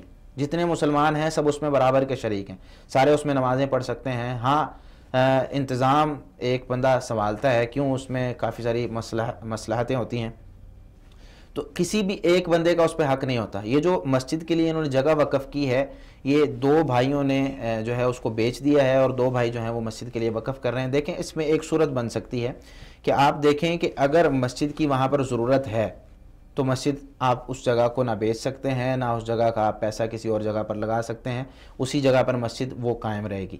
اگر مسجد کی وہاں ضرورت ہے ہی نہیں، اس کے 2 قدم کے فاصلے پر، 4 قدم کے فاصلے پر ایک اور مسجد ہے، وہاں پر مسجد کی ضرورت نہیں ہے، تو آپ اس مسجد کی جگہ کو ختم کر کے اس مسجد کے پیسے اس مسجد پہ لگا سکتے ہیں کہ ایک مسجد جو ہے وہ باقی رہے، اور وہاں پر جو ہے وہ پیسے واپس نہیں آ سکتے مالک کے پاس، یا جو چیز اس نے وقف کی ہے وہ مالک کے پاس واپس نہیں آ سکتی، نہ وہ وراثت بنے گی نہ کسی کو تحفتاً دی جائے گی. اسی طرح آپ صلی اللہ علیہ وسلم نے دارقطنی میں جو روایت ہے، فتح الباری میں امام ابن حجر رحمۃ اللہ علیہ نے جلد 5 میں صفحہ 401 میں اس روایت کو یعنی اسی روایت کے تابع اس کو نقل کیا. کہتے ہیں کہ آپ صلی اللہ علیہ وسلم نے فرمایا حبیث ما دامت السماوات والارض، یہ چیز وقف ہو جائے گی جب تک آسمان و زمین ہیں، یعنی پوری زندگی کبھی بھی آپ اس کو بیچ نہیں سکتے. تو کسی بھی وقف شدہ چیز کو بیچنا، اس کو انتقال کرنا، یہ بالکل درست نہیں ہے. واللہ تعالیٰ عالم بالصواب. ہمارے بھائی ولی اللہ نیپال سے سوال کرتے ہیں کہ داڑھی رکھنے کا کیا حکم ہے جی، اور کتنی رکھنی چاہیے؟ دیکھیں داڑھی جو ہے اس کے بارے میں علماء متفق ہیں، یعنی علماء کا اجماع ہے. داڑھی کا مسئلہ اصل میں ہمارے معاشرے میں بہت سنگین مسئلہ ہے کہ جس میں بہت سستی برتی جاتی. جتنے بھی علماء گزرے ہیں، چاہے ائمہ اربعہ ہیں، چاہے اس کے علاوہ جتنے بھی بڑے بڑے علماء ہیں، صحابہ کرام ہیں، تابعین ہیں، تبع تابعین ہیں، سب یہ کہتے ہیں داڑھی جو حلق کرنا ہے، کاٹنا ہے، وہ حرام ہے، جائز نہیں۔ داڑھی حلق کرنا، کاٹنا یہ حرام ہے، جائز نہیں ہے۔ داڑھی رکھنا واجب ہے، یہ سب کا حکم ہے، یعنی سب علماء جتنے بھی گزرے ہیں وہ یہ کہتے ہیں۔ کیوں کہتے ہیں؟ نبی کریم صلی اللہ علیہ وسلم سے جو داڑھی کے بارے میں حکم ہے وہ 5 طرح کے ہیں، مختلف کتابوں میں مختلف قسم کے حکم آپ صلی اللہ علیہ وسلم نے دیے ہیں۔ مثال کے طور پر آپ صلی اللہ علیہ وسلم نے اوفو، ارخو، ارجو، وفرو، عافو، اس طرح کے آپ صلی اللہ علیہ وسلم نے حکم دیے ہیں کہ داڑھی کو بڑھاؤ، داڑھی کو معاف کر دو، داڑھی کو جو ہے زیادہ کرو، داڑھی کو مکمل کرو، اس طرح کے حکم ہیں۔ اور مونچھوں کے بارے میں آپ صلی اللہ علیہ وسلم کا حکم ہے کہ مونچھوں کو جو ہے وہ صاف کرو یا مونچھوں کو ہلکا کرو، احفظ الشوارب، مونچھوں کو جو ہے وہ برابر کرو، یعنی مونچھوں کو پست کرنے کا حکم دیا گیا اور داڑھی کو بڑھانے کا۔ اور اسی طرح ایک چیز یعنی ایک حدیث میں جو کہ صحیح مسلم کے اندر حدیث موجود ہے اور بھی بہت سی کتابوں میں، جس میں آپ صلی اللہ علیہ وسلم نے یہ ارشاد فرمایا کہ 10 من الفطرہ، 10 چیزیں فطرت سے ہیں۔ یہ سنن ابن ماجہ کے اندر حدیث موجود ہے، 293 نمبر حدیث ہے۔ 10 من الفطرہ، 10 چیزیں فطرت سے ہیں۔ اس میں 2 چیزیں آپ صلی اللہ علیہ وسلم نے ذکر کی کہ مونچھوں کو کاٹنا اور داڑھی کو بڑھانا۔ فطرت کا مطلب یہ ہوتا ہے پوری دنیا کے جتنے بھی انسان ہیں سب میں یہ چیز سیم ہے، ایک جیسی ہے، جو کہ خلقت انسانی میں یہ رچی بسی ہوئی، لیکن ہم اس فطرت کی بھی مخالفت کرتے ہیں، آپ صلی اللہ علیہ وسلم کی بھی مخالفت کرتے ہیں اور ایک نیا انداز بنانے کی کوشش کرتے ہیں۔ یہ ہے آپ صلی اللہ علیہ وسلم کے احکام داڑھی کے بارے میں، مونچھوں کو چھوٹا رکھنا ہے، داڑھی کو بڑا کرنا ہے۔ اب مسئلہ یہ ہے کہ داڑھی کے بارے میں ہمارے معاشرے میں 2 قسم کے جو رکھتے ہیں ان کے اندر بھی 2 قسم کے اقوال موجود ہیں۔ کچھ لوگ کہتے ہیں کہ داڑھی کو جو ہے وہ مکمل رکھنا چاہیے، داڑھی کو بالکل چھیڑ چھاڑ نہیں کرنی چاہیے۔ کچھ لوگ کہتے ہیں کہ اس کو ایک قبضہ کے بعد، یعنی ایک مٹھی کے بعد آپ اس کو نیچے سے کاٹ لیں، جتنی زیادہ ہے آپ اس کو کاٹ سکتے ہیں، اجازت ہے۔ اب اس میں یہ اختلاف کا سبب کیا ہے؟ اختلاف کا سبب یہ ہے کہ جو نبی کریم صلی اللہ علیہ وسلم کے حکم ہے وہ تو آپ صلی اللہ علیہ وسلم کا جب حکم آتا ہے تو اس چیز کا مطلب ہوتا ہے کہ یہ کام کرنا فرض ہے۔ جب آپ صلی اللہ علیہ وسلم کسی چیز کا حکم دیتے ہیں اس کا مطلب ہوتا ہے یہ کام کرنا فرض ہے۔ اب آپ صلی اللہ علیہ وسلم نے حکم دیا ہے اعف اللحیٰ، داڑھی کو معاف کر دو۔ اب یہ جو آفو کا لفظ ہے اس کا لغت میں 2 معنی ہیں۔ ایک آفو کا معنی ہوتا ہے الترکو، یعنی مکمل طور پر کسی چیز کو چھوڑ دینا، معاف کر دینا۔ یہ مثال کے طور پر تاج العروس اور بہت سی لغت کی کتابوں میں آپ کو ملے گا۔ دوسرا معنی آفو کا ہوتا ہے التکثیر، ٹھیک ہے، کسی بھی چیز کا زیادہ کرنا ہے، جس طرح کہ قرآن کریم میں ہے حتی عفوا، سورہ اعراف میں، یعنی کثر، وہ زیادہ ہو گئے۔ تو یہ لسان العرب وغیرہ میں یہ معنی موجود ہے۔ اب یہ جو ایک لفظ کے 2 معنی ہیں تو ان معنی کی وجہ سے علماء میں کچھ اختلاف پایا جاتا ہے، اور پھر ساتھ میں صحابہ کرام سے کچھ اس طرح کے آثار ملتے ہیں جن میں صحابہ کرام نے داڑھی کاٹی بھی ہے، جس طرح کہ عبداللہ بن عمر رضی اللہ تعالیٰ عنہ کے بارے میں بیان کیا جاتا ہے، اس طرح عبداللہ بن عباس رضی اللہ تعالیٰ عنہما کے بارے میں اور ابو ہریرہ رضی اللہ تعالیٰ عنہما کے بارے میں بیان کیا جاتا ہے کہ وہ داڑھی کاٹا کرتے تھے۔ اگرچہ سندن میں ان میں کچھ اختلاف ہے، لیکن عبداللہ بن عمر رضی اللہ تعالیٰ عنہما کا جو اثر ہے وہ درست ہے، وہ حج میں جو ہے وہ اپنی داڑھی ایک قبضہ سے زیادہ اس کو کاٹ لیا کرتے تھے۔ تو علماء میں اختلاف وہ اس وجہ سے ہے کہ قاعدہ جو اصول فقہ میں 2 قاعدے استعمال ہوتے ہیں۔ ایک قاعدہ استعمال ہوتا ہے کہ العبرۃ بروایت الراوی لا برأیہ، عبرت راوی جو اس روایت بیان کرتا ہے، یعنی وہ راوی یہ بیان کرے کہ نبی صلی اللہ علیہ وسلم نے یوں فرمایا، تو وہ نبی صلی اللہ علیہ وسلم کی حدیث لی جائے گی اگرچہ وہ صحابی اس حدیث پر عمل نہ کرے، نہ کرے، جس طرح کہ یہاں یہ مسئلہ ہے۔ دوسرا قاعدہ ہے کہ الراوی ادری بما روا، کہ راوی جو ہے وہ زیادہ جانتا ہے کہ جو اس نے روایت کیا ہے، یعنی نبی صلی اللہ علیہ وسلم کا جو حکم ہے اس کے بارے میں وہ زیادہ جانتا ہے۔ تو یہ 2 قاعدے ہیں، صحابہ کے جو ہیں افعال ہیں، آثار ہیں اور لغت ہے۔ اس وجہ سے علماء میں اختلاف پایا جاتا ہے۔ تو آج آپ ہمارے معاشرے میں دیکھتے ہیں کہ علماء کے یعنی 2 قسم کے علماء موجود ہیں۔ کچھ لوگ کہتے ہیں کہ داڑھی کاٹنی چاہیے، کچھ لوگ کہتے ہیں کہ داڑھی جو ہے وہ نہیں کاٹنی چاہیے ایک قبضہ کے بعد۔ جو لوگ کہتے ہیں داڑھی کاٹنی چاہیے ان کی یہی دلیل ہیں، ایک تو یعنی کوئی بھی ایسا لفظ نہیں ہے جس میں اتنا حکم ہو کہ داڑھی آپ بڑھاتے چلے جائیں، اور دوسرا اس طرح کے افعال صحابہ کرام سے موجود ہیں، تیسرا وہ کہتے ہیں یہ قاعدہ ہے، اور چوتھی ان کے پاس دلیل لغت ہے۔ جو کہتے ہیں کہ داڑھی پوری مکمل رکھنی ہے وہ کہتے ہیں کہ نبی کریم صلی اللہ علیہ وسلم کی اس میں جو ہے وہ حکم ہے، اور آپ صلی اللہ علیہ وسلم سے آپ صلی اللہ علیہ وسلم کی داڑھی کی صفت جو احادیث میں آتی ہے آپ صلی اللہ علیہ وسلم صحیح بخاری اور دوسری کتابوں میں، کہ آپ صلی اللہ علیہ وسلم کی اپنی داڑھی بھی بڑی اور گھنی تھی. قص اللحیہ کے الفاظ آتے ہیں آپ صلی اللہ علیہ وسلم کے بارے میں کہ آپ صلی اللہ علیہ وسلم کی اپنی داڑھی بڑی اور گھنی تھی. اگر کاٹنا جائز ہوتا تو آپ صلی اللہ علیہ وسلم اپنی داڑھی کاٹتے. ایک دوسرا، کسی اور صحابی سے یہ بات ثابت نہیں ہے کہ انہوں نے یہ داڑھی کاٹی ہے، اور بہت سے صحابہ کرام کی داڑھی جو ہے وہ بہت گھنی تھی اور جو ہے وہ یعنی لمبی بھی تھی. تو داڑھی کاٹنے کے مسئلے کے بارے میں کچھ علماء جو ہیں جس طرح کہ امام ابن تیمیہ رحمۃ اللہ علیہ، اسی طرح امام ابن عبد البر، امام احمد رحمۃ اللہ علیہ، امام مالک رحمۃ اللہ علیہ، یہ کہتے ہیں کہ داڑھی کاٹ لینا جائز ہے. باقی علماء جو ہیں وہ کہتے ہیں کہ بھئی داڑھی نہیں کاٹنی چاہیے، جس طرح کہ شیخ ابن عثیمین، شیخ ابن باز اور اس طرح اور بہت سے علماء ہیں، امام نووی رحمۃ اللہ علیہ ہیں، تو یہ سارے کہتے ہیں داڑھی نہیں کاٹنی چاہیے. تو علماء میں دونوں طرح کے اقوال موجود ہیں، دونوں کے پاس دلائل موجود ہیں. اب یہاں پر ہمیں فیصلہ کرنا ہے کہ ہمیں کیا کرنا ہے. دیکھیں، جب اختلاف ہو جائے اور سخت اختلاف ہو کسی چیز میں، سب سے پہلے تو میری ان لوگوں کو نصیحت ہے جن کی داڑھی نہیں ہے کہ بھئی اس چیز میں علماء کا اختلاف نہیں ہے کہ داڑھی رکھنی ہے. داڑھی رکھنی ہے یہ سارے علماء کہتے ہیں، اس چیز میں اختلاف نہیں ہے.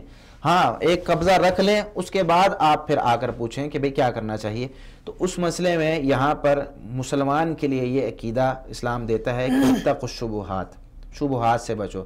جہاں پر شبہ والی چیز آ جائے، شک ہو کہ یار یہ کرنا ہے نہیں کرنا، وہاں پر آپ دیکھیں کہ نبی کریم صلی اللہ علیہ وسلم کیا کرتے تھے. ہمیشہ آپ صلی اللہ علیہ وسلم کی اقوال و افعال کی طرف ہم رجوع کریں، اللہ تعالیٰ کے قرآن کی طرف رجوع کریں، تو یہ بات درست ہے. اب آپ صلی اللہ علیہ وسلم کی داڑھی گھنی بھی تھی، آپ صلی اللہ علیہ وسلم نے کبھی کاٹی بھی نہیں، کاٹنے کا حکم بھی نہیں دیا. یہ صحابہ کرام عمل کر رہے ہیں، ہو سکتا ہے ان کا اجتہاد ہو سکتا ہے یہ اپنے جو ہے وہ اجتہاد سے عمل کر رہے ہیں، تو اس پر انہوں نے کوئی ان کی جو ہے وہ نکیر موجود نہیں ہے. تو یہاں پر ہمیں نبی کریم صلی اللہ علیہ وسلم کی اتباع کرنی چاہیے. آپ صلی اللہ علیہ وسلم کی اتباع، اور ہمارا فائدہ اسی میں ہے کہ ہم اپنا ایمان بچائیں اور اپنی داڑھی کو مکمل رکھیں. لیکن یہاں پر یہ بات یاد رکھیں، جو لوگ داڑھی کاٹ رہے ہیں ایک قبضہ کے بعد، اس سے پہلے نہیں، اس سے پہلے متفق علیہ یعنی کلی طور پر داڑھی کاٹنا حرام ہے. جو ایک قبضہ کے بعد کاٹ رہے ہیں ان کے ساتھ ہمارے مناظرے یا ہمارے جھگڑے نہیں ہونے چاہیے. کیوں؟ ان کے پاس بھی صحابہ کرام سے دلائل موجود ہیں. ہم اس بنیاد پر کہ تم داڑھی کاٹتے ہو تمہیں کافر کہنا، یا تم داڑھی کاٹتے ہو تم سنت نبوی صلی اللہ علیہ وسلم کی مخالفت کرتے ہو، جاؤ میں تم سے بات نہیں کرتا، تم سے لڑائی کرتا ہوں، اس کو گالیاں دینا، اس کو غلط کہنا، اسلام کے مخالف کہنا، یہ طریقہ کار اور یہ رویہ درست نہیں ہے. اس طرف بھی دلائل موجود ہیں، ہاں صحابہ کرام سے ہیں، لیکن دلائل موجود ہیں. تو اس وجہ سے ان کو ایک غلط نظریے سے نہیں دیکھنا چاہیے. ان سے جو اصلاح جو ہے اس طریقے سے کرنی چاہیے کہ بھی نبی کریم صلی اللہ علیہ وسلم کا فعل، آپ صلی اللہ علیہ وسلم کا قول، آپ صلی اللہ علیہ وسلم کا طریقہ کار یہ ہے، ہمیں داڑھی مکمل رکھنی چاہیے. اللہ تعالیٰ عنہ بالصواب. حیدرآباد سے ایک بہن کا سوال ہے، کہتی ہیں کہ مردوں کو کون سے رنگ پہننے سے منع کیا گیا ہے؟ دیکھیں، لباس میں یا معاملات میں، بلکہ لباس میں یہ قاعدہ ہے کہ ہر قسم کا لباس جائز ہے. کسی بھی قسم کا ہم اپنے عرف کے لحاظ سے لباس پہن سکتے ہیں. اس میں کچھ شرائط ہیں. لباس ہمارے اعضاء جو جن کو ستر کہا جاتا ہے اس کو ڈھانپنے والا ہو. عورتوں کے ساتھ، اگر مردوں کا لباس ہے عورتوں کے ساتھ مشابہ نہ ہو. اگر عورتوں کا لباس ہے مردوں کے ساتھ مشابہ نہ ہو. اگر مردوں اور عورتوں دونوں کا لباس ہے تو کفار کے ساتھ مشابہت نہ ہو اس کی. یہ کچھ قواعد ہیں اور شریعت میں اس سے منع نہ کیا گیا ہو.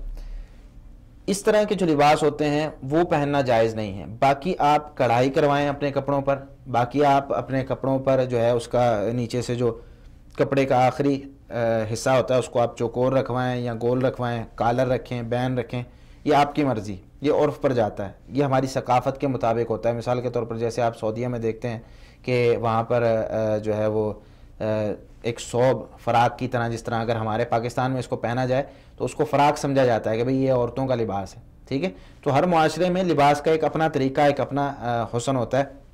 لیکن یہ قواعد ان کو یاد رکھنا چاہیے اور ان کے مطابق اپنے لباس کو بنوانا چاہیے. ستر ڈھانپنا اور اسی طرح عورتوں کے ساتھ مشابہت نہ ہو، مردوں کے لباس کی مردوں کی عورتوں کے ساتھ نہ ہو، یہ ساری چیزیں اس میں یاد رکھنی چاہیے. نبی کریم صلی اللہ علیہ وسلم سے مختلف قسم کے رنگ پہننا ثابت ہے. آپ صلی اللہ علیہ وسلم مختلف قسم کے لباس جو ہیں وہ پہنے ہیں. 2-4 احادیث میں آپ کو سنا دیتا ہوں. جس طرح کہ کالے رنگ کے بارے میں، کالا رنگ نبی کریم صلی اللہ علیہ وسلم سے پہننا ثابت ہے. آپ صلی اللہ علیہ وسلم نے پہنا ہے، اور کالے رنگ کا امامہ بھی پہنا ہے، جس طرح کہ صحیح مسلم میں حدیث موجود ہے۔ جابر رضی اللہ تعالیٰ عنہ فرماتے ہیں رأیت رسول اللہ صلی اللہ علیہ وسلم یوم فتح مکہ وعلیہ امامۃ سوداء، فتح مکہ کے دن میں نے آپ صلی اللہ علیہ وسلم کو دیکھا، آپ صلی اللہ علیہ وسلم نے کالے رنگ کی پگڑی پہنی ہوئی تھی۔ اسی طرح سفید رنگ کے بارے میں نبی کریم صلی اللہ علیہ وسلم نے ارشاد فرمایا البسوا من ثیابکم البیاض، اپنے جو سفید کپڑے ہیں وہ سفید کپڑے پہنا کرو، فإنها خیر ثیابکم وکفنوا فیہا موتاکم، کیونکہ یہ کپڑوں میں سب سے بہترین رنگ ہے، اور اپنے مردوں کو بھی اسی چیز میں کفن دیا کرو، یعنی سفید رنگ کے کپڑوں میں۔ سنن ترمذی اور ابو داؤد وغیرہ کے اندر یہ روایت موجود ہے، اور سفید رنگ پر اسلام نے تھوڑا سا زور دیا، یعنی اس کو اچھا لباس سمجھا۔ اسی طریقے سے آپ کو پتہ ہے احرام کی چادریں بھی سفید ہیں، تو سفید رنگ پہننا یہ افضل ہے، بہتر ہے، لیکن دوسرے رنگ بھی پہنے جا سکتے ہیں، جس طرح کہ آپ صلی اللہ علیہ وسلم نے کالا رنگ پہنا ہے، اور کالے رنگ کا لباس آپ صلی اللہ علیہ وسلم نے ام خالد رضی اللہ تعالیٰ عنہ کو بھی دیا تھا، ان کو بھی پہنایا تھا۔ دو قسم کے رنگ مردوں کے لیے پہننا مکروہ سمجھے جاتے ہیں شریعت اسلامیہ میں، ایک لال رنگ اور دوسرا پیلا رنگ، جسے زرد رنگ بھی کہا جاتا ہے۔ لال اور پیلا رنگ یہ مردوں کے لیے پہننا مکروہ سمجھا گیا ہے شریعت میں۔ اس کی دلیل کیا ہے؟ نبی کریم صلی اللہ علیہ وسلم ابن عمر رضی اللہ تعالیٰ عنہ فرماتے ہیں نہا رسول اللہ صلی اللہ علیہ وسلم عن المفدم، نبی کریم صلی اللہ علیہ وسلم نے مفدم سے منع فرمایا۔ تو اس میں جو مفدم کی شرح سنن نسائی میں اور بہت سی کتابوں کے اندر موجود ہے، المشبہ بالعصفر، کہ زرد رنگ پیلے رنگ سے رنگے ہوئے کپڑے، یعنی پیلے رنگ کے کپڑے جو ہیں وہ نہیں پہننے چاہیے۔ اور اسی طرح لال رنگ کے کپڑے کے بارے میں بھی مختلف احادیث موجود ہیں کہ آپ صلی اللہ علیہ وسلم نے لال رنگ سے منع فرمایا، جس طرح کہ بہت سی کتابوں کے اندر یہ احادیث موجود ہیں۔ اور تفسیر طبری کے اندر عمر رضی اللہ عنہ نے ایک آدمی کو دیکھا کہ اس نے پیلے رنگ کے کپڑے پہنے ہوئے تھے، یعنی چادر پہنی ہوئی تھی، تو انہوں نے اس کو کھینچ دیا اور اتار دیا کہ یہ جائز نہیں ہے۔ لیکن آپ صلی اللہ علیہ وسلم نے کچھ ایسے کپڑے پہنے ہیں کہ جس کے اندر لال رنگ کی کڑھائی یا لال رنگ کے جو ہیں وہ ڈیزائن بنے ہوئے تھے، جس طرح کہ صحیح بخاری کے اندر حدیث موجود ہے کہ براء بن عازب رضی اللہ تعالیٰ عنہ فرماتے ہیں کہ 5400 نمبر روایت ہے، براء بن عازب رضی اللہ عنہ فرماتے ہیں کان نبی صلی اللہ علیہ وسلم مربوعا وقد رأیتو فی حلۃ حمراء ما رأیت شیئا احسن منہ، نبی کریم صلی اللہ علیہ وسلم موجود تھے اور آپ صلی اللہ علیہ وسلم نے ایک لال رنگ کا حلہ پہنا ہوا تھا۔ حلہ کہتے ہیں ایک قمیض ہوتی ہے اور ایک شلوار ہوتی ہے، اور یہ یمنی حلہ جو ہے آپ صلی اللہ علیہ وسلم پہنا کرتے تھے، جس طرح کہ امام ابن قیم رحمۃ اللہ علیہ نے اپنی کتاب میں لکھا ہے کہ یمنی حلہ آپ صلی اللہ علیہ وسلم پہنا کرتے تھے، اور اس میں جو یہ لال رنگ کا تھا، یہ لال رنگ کا حلہ پورا مکمل نہیں تھا، یمنی حلہ ایسا ہوا کرتا تھا کہ جس میں لال رنگ کی کڑھائی اور لال رنگ کے ڈیزائن بنے ہوتے تھے۔ تو خلاصہ کلام یہ ہے کہ لباس میں ہر طرح کا لباس جائز ہے، اس میں یہ 5 شروط موجود ہونی چاہیے کہ مشابہ نہ ہو، آپ کا سطر جو ہے وہ ڈھانپنے والا ہو، اور اس میں شہرت والا لباس نہ ہو، یعنی ایسا لباس کہ معاشرے میں دیکھ کر لوگ حیرانی اور پریشانی سے دیکھیں کہ کون سا بندہ آ گیا، اور اس کے اندر صرف 2 رنگ کے کپڑے پہننا وہ مکروہ سمجھے جاتے ہیں، وہ جو ہے ناجائز سمجھے جاتے ہیں، وہ یہ کہ لال رنگ اور پیلا رنگ۔ اللہ تعالیٰ علیہ وسلم۔ یہ بھی ایک بہن کا سوال ہے حیدرآباد سے جی، کہ کیا فلاحہ نام ہے، اس کے بارے میں وضاحت فرما دیں۔ دیکھیں فلاحہ اصل میں یہ اس زمین کو کہتے ہیں جس میں کھیتی باڑی کے لیے ہل چلایا گیا ہوتا ہے، ٹھیک ہے، زراعہ اور حراسہ اسے کہا جاتا ہے۔ تو یہ جو ہے اسے حراسہ یا فلاحہ یہ نام اس طریقے سے اس کا یہ ترجمہ بن سکتا ہے، لیکن ہم اس کو نام کے طور پر نہ بھی استعمال کریں تو زیادہ بہتر ہے۔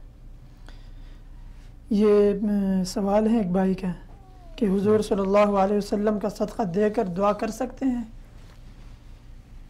لیکن دعا کے لیے اصول یہ ہے، اللہ تعالیٰ کا اور عام انسانوں کا فرق یہی ہے کہ اللہ تعالیٰ بندے کی دعا کو قبول کرتا ہے، اور جب بندہ دعا کرے وَإِذَا سَأَلَ، اللہ تعالیٰ قرآن کریم میں ارشاد فرماتے ہیں کہ جب بھی میرے بندے میرے بارے میں سوال کریں تو یہ فرما دیجئے انی قریب اجیب دعوت الداعی اذا دعان، جب میں سب سے زیادہ قریب ہوں، جب بھی دعا کرنے والا مجھ سے دعا کرتا ہے میں اس کی دعا کو قبول کرتا ہوں۔ تو اللہ رب العالمین بہت زیادہ قریب ہے، اللہ رب العالمین سے دعا کرنی چاہیے۔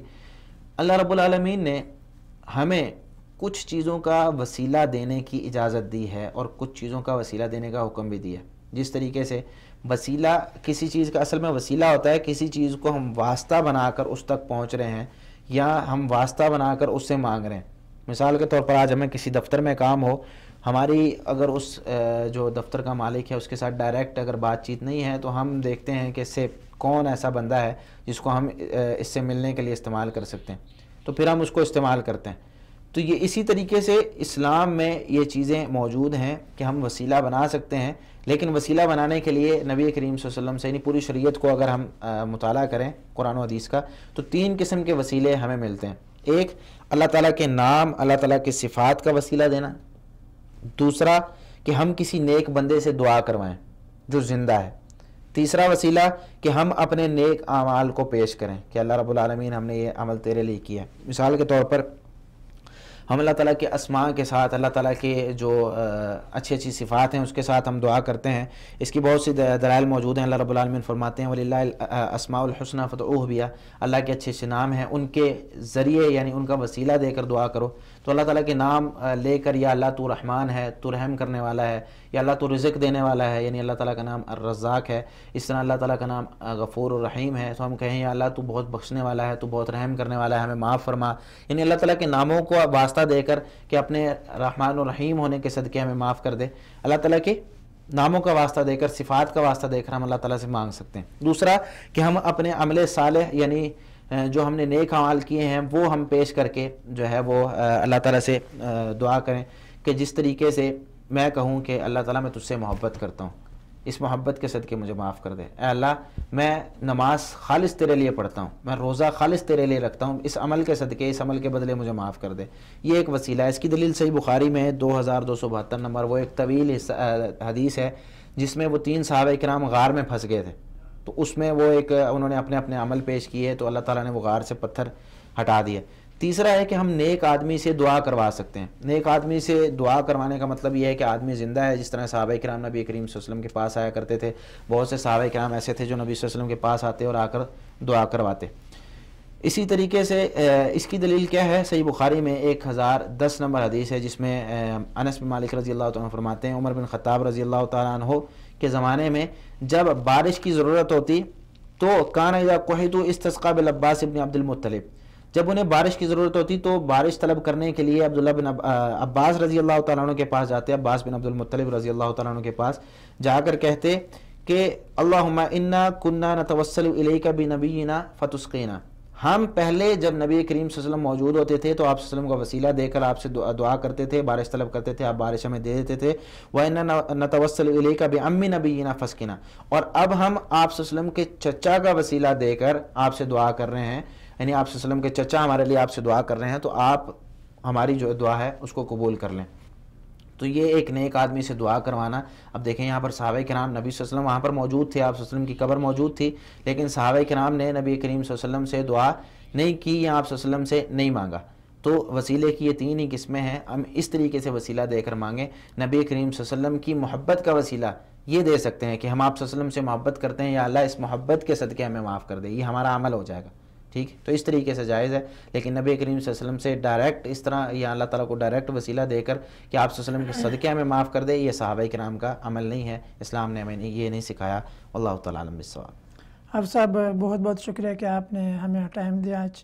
محترم ناظرین، یہاں ہمارا آج کا یہ پروگرام اپنے اختتام کو پہنچا، اور اگلے پروگرام میں انشاءاللہ پھر ملاقات ہوگی، تب کے لیے ہمیں اجازت دیں۔ اللہ حافظ۔ نور على مر الزمان تألقا وأضاء للدنيا طريقا مشرقا، وهدى من الرحمن يهدينا به للصالحات وللمكارم والتقى، هذا كتاب الله أعذب منهل أنعم به من مورد